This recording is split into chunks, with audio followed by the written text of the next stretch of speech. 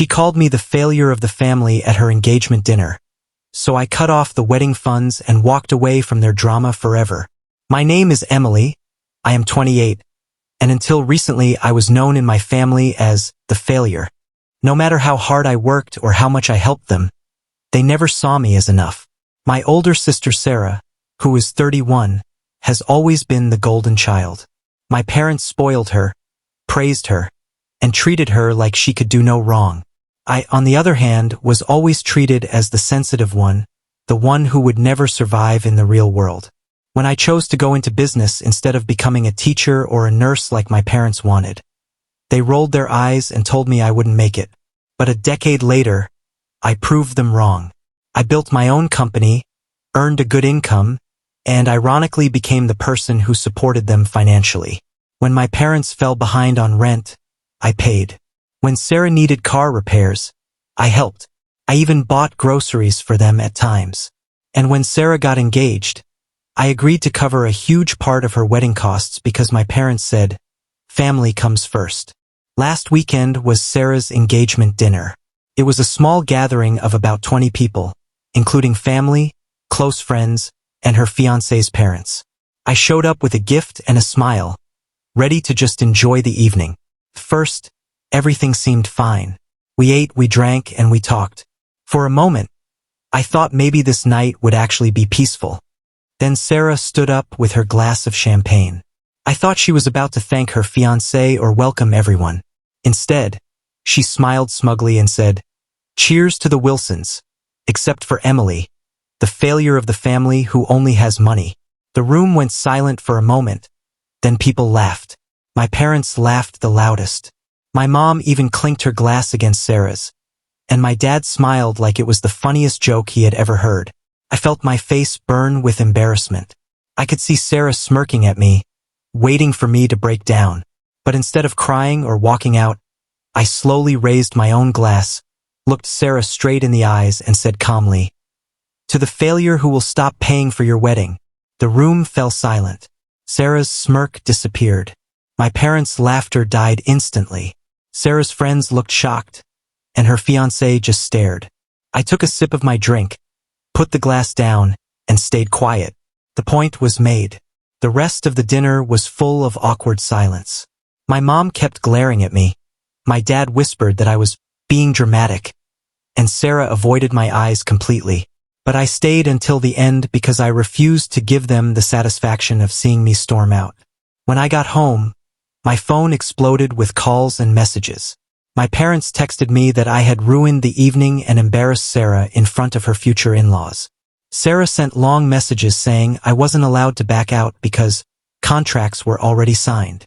Not a single person said sorry for what Sarah had said to me. Not one.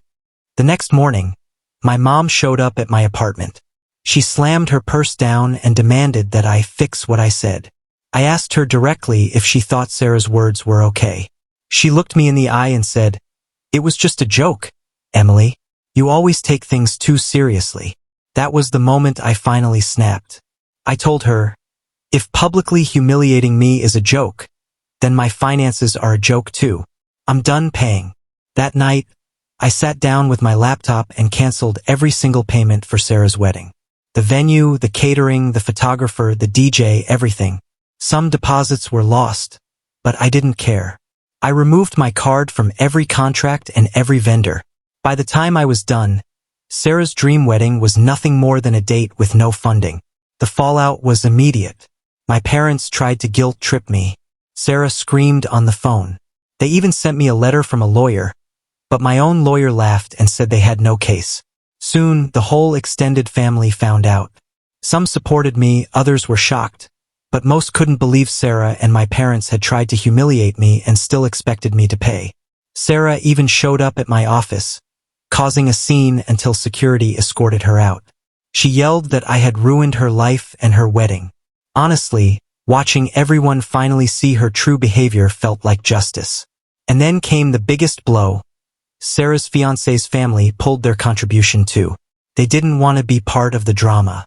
Without my money and without theirs, the wedding plans fell apart completely. Do I feel bad? Not at all.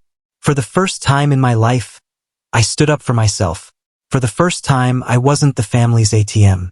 And for the first time, I felt free. If my family never talks to me again, honestly, that's a gift I'm willing to accept. After I canceled everything, my phone wouldn't stop buzzing. First, it was Sarah screaming about how I had ruined her wedding and her life. Then it was my parents, switching between angry messages and guilty ones. One minute they told me I was selfish. The next they said Sarah was crying all night and that I needed to apologize to save the family's reputation. Not one of them said sorry for what they did to me. Not one of them acknowledged how humiliated I felt when Sarah stood up and publicly called me a failure. Instead, they just wanted me to fix it. But I stayed strong. I didn't reply to their messages. I didn't pick up their calls. For the first time, I refused to be pulled back into their toxic circle. A few days later, my dad tried another approach. He called me and started talking about family honor. He said, "Emily, people know you were paying. If you back out now, everyone will think we're a joke. You're making the family look bad." I let him finish, and then I said calmly, "Dad, the only people who made the family look bad were you and Sarah when you laughed at me while strangers watched. That's on you, not me." He went silent. Then he hung up. Not long after that, Sarah showed up at my office. She was crying so loudly that people in the lobby stopped to stare. She shouted that I had ruined her life, that no man would marry a woman with a canceled wedding, and that I owed her for everything she had ever done for me. The truth is, she has never done anything for me. Security had to escort her out. And for the first time in my life, my coworkers saw the side of my family I had always tried to hide. It was embarrassing, but in a strange way, it was also a relief. People finally saw what I had been dealing with for years. Word spread quickly through the rest of the family. My cousin called me and said everyone was talking about what happened. Apparently, at a brunch, one of my aunts looked Sarah in the eye and asked, "Why would Emily keep paying after you called her a failure in front of everyone?" Sarah's only response was to storm out. For the first time, people were starting to see the truth, that I wasn't the problem. They were. And then came the final blow. My aunt told me that Sarah's fiancé's parents pulled out their contribution too. They said they didn't want to invest in a circus. Without my money and without theirs, the wedding collapsed completely. The fancy venue was gone. The catering was gone. The photographer was gone. Everything Sarah dreamed of was gone. My parents tried one last time to pressure me. They showed up outside my apartment and tried to corner me at the door. My mom said I was tearing the family apart. My dad shouted that Sarah might lose her fiancé because of me. I looked at them both and said, if her relationship depends on my bank account, then she shouldn't be getting married at all. Then I walked inside and left them standing there. The next morning, I woke up to find I had been removed from the family group chat. Honestly, it was the best sleep I had in years. The silence that followed was strange, but peaceful. No more demands, no more guilt trips, no more being treated like an ATM. Just freedom. Do I feel bad that Sarah's wedding fell apart? No. For the first time, I put myself first.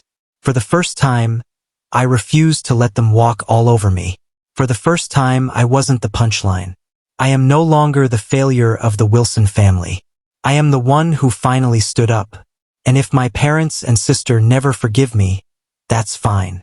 Because I finally learned something important. Respect isn't bought with money.